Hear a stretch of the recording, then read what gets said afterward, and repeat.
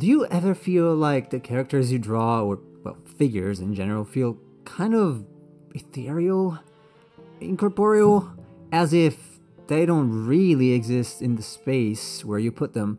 They just kind of sit there in front of it, separately from everything else. They just don't feel 3D at all. Well, I had this problem, and it bugged me a lot. Especially so because I felt like the solution was to draw more figures from life, but I had no access to life drawing. I felt like something was missing. I wanted my drawings to look more solid. And thankfully, a couple of years ago, I figured out an exercise that let me practice drawing figures in perspective easily, as if I am drawing from life. And I'm going to share with you today. I cannot really overstate how useful this has been for me and the students in my mentorship, so I hope it will be a great tool to improve your figures as well. Let's go. Alright, so I want to start with a grid, something like this. Doesn't need to be fancy, it can be, without color. Doesn't really matter. But you should at least be able to draw a grid like this, and I covered this in a previous video, so you can check that out, or the previous one. Or if that doesn't work, I guess my fundamentals course in the description.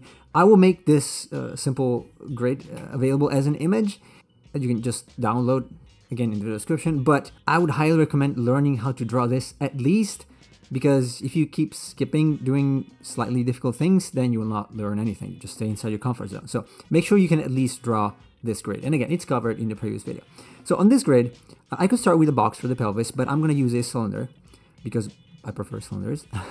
So I'm going to make sure this cylinder's cap, or the ellipse, that's the cap of the cylinder, is has the minor axis, so this more or less aligned with the perspective of this grid. And now I'm going to make use of those cursed boxes that we drew in the box matrix. So I want a nice twist of this torso. So I'm going to draw, that's the pelvis. So the cylinder is the pelvis. And I'm going to try to figure out a nice box, a rotated box for the torso. So I'm going to maybe move it here, maybe turn it a little bit. So it's got a nice stretch. Now the gesture would be something like this. This is not the exercise yet. This is still fairly easy, or comparably easy. I'm going to draw another cylinder for the head. Again, it doesn't have to be perfect. You can use any brush you want. I'm using the default Millipen in Clip Studio. Now to make this feel a little more solid, I'm going to go ahead and fill the background first. And then I'm going to fill the figure with, let's say, with white probably.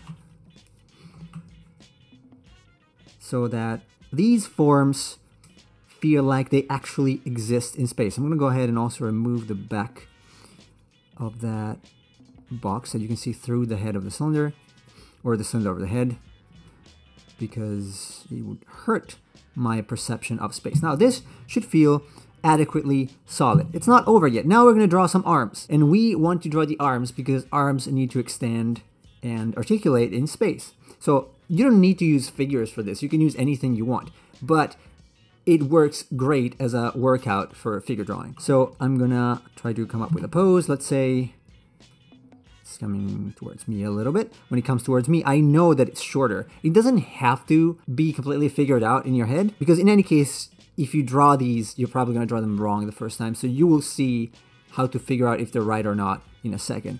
And then let's try something like this. And I don't know, something simple like that. Okay, maybe this one is a little off. So I wanna make sure it's more or less attaching to the shoulder area. Now what I want to do, which is the core of this exercise, is what we've seen in a previous video as well, which is projections. We want to project the elbows, and this one arm might be actually a little long, so I'm gonna have to fix it later. We want to project the elbows, the shoulders, and the wrists onto the floor. These need to be projected down as if there is a big spotlight at the very top of this space, and it follows basically the verticals of this ground floor. Now the verticals would be the actual verticals of the box this top plate would belong to. This is actually No kidding, this is the top of one of those 16 boxes of the fundamental matrix. So it's nothing fancy, it's just rotated 1/4 down and 1/2 rotation to the side. So check out the box rotation video if you have no idea what I'm talking about. Anyway, I could fill in the hands, I'm not going to do it. I just want to project these in a position where I think that might be. So let's say this is the pelvis, which is touching the floor. Obviously the torso is not touching the floor, it's kind of free floating there, and it's kind of coming towards us a little bit. So I think this is roughly where my shoulder would project. So the vertical projection of the shoulder would roughly be somewhere around there, maybe a little more in front. And this is, again, arbitrary. It just needs to make somewhat sense. You will see that you will be able to change these very easily if you're off. So this one is probably going to be maybe here. They don't have to be 100% accurate, really. You just need to have a nudge into what the space of these limbs is, or the space they basically occupy. Now, this is fairly long. This stick is fairly long, so it's probably going to go to the side a little bit. So somewhere maybe there. And finally, we have this arm kind of going up. I feel like it's really long, so I project it. It has to come towards us. And it also has to be vertical. Like it goes up, right? It goes up. So we can't really pull it this far because otherwise it would be super long. If you imagine something that's like that, it's going to be very long. So what you want to do is probably pull it a little closer, maybe something like this. And that's going to suffice. Now, I still feel like it's a little too long. So what I'm going to do is just bring it back to something more decent or something I feel like could be correct. And then I go back to the arm and fix it. Something like that. All right, let me go back to the other wrist. Now, in this case, this segment is really short, which means the actual forearm, which is roughly the size of the upper arm, let's say more or less, it needs to be foreshortened because it's got to be this size. So I'm going to drop it down there so that it comes towards us way more. And in this way, I have established space. Now, this exercise is what gives you the feeling of space without having real life to compare to. Because when you're drawing from life, when you draw a figure from life, this third dimension is already worked out for you because you're looking at it. When you copy from a photo or you study a photo or a drawing, you don't have the third dimension. So this exercise is going to offset that and allow you to draw three-dimensional volumes in any case. So now I have my guideline and I can go ahead and draw my cylinders. So I'm going to draw a cylinder from my forearm and it's going to come towards us, right? It's going to come towards us a lot because it's extremely foreshortened. This one behind the arm, the upper arm, this one is going, let's say, there. So it's going to be something like that. This one is also, let's say, coming towards that. So I'm going to skip drawing the shoulder. I'm just going to start here. It doesn't really matter. It's just an indication here. And then this one is going up. So something like this. And if I now go ahead and let's say maybe I do it on top. I add some volumes here or some background for these volumes, let's say. Magically, this figure that was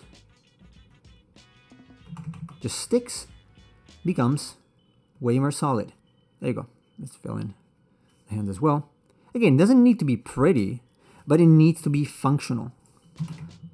So if you draw something like this, it's automatically going to start feeling three-dimensional. It's three-dimensional. These arms now exist in space, articulate in space, and connect to the figure. That's the core of the exercise. Now, if this was too hard, and it might be if you're just starting out, then I made some worksheets available on Gumroad. These worksheets are what I use with my students, the students of my mentorship, and I was honestly blown away by the results everyone gets from them. They're guided, right? So they include a video and they have several different levels you can tackle. So for example, you start with something easy, like just adding the cylinders, like the last thing we've done here, with the projection done, and they've already been worked out for you. The poses have been worked out for you, so you don't have to think about it, you just have to do it. And then you progressively work backwards, removing training wheels, and become able to do it all by yourself. So if you're interested, check out the link in the description as always. That's pretty much it. Now, go away and practice. If you do get stuck, however, check out this other video on drawing in space that might help you out.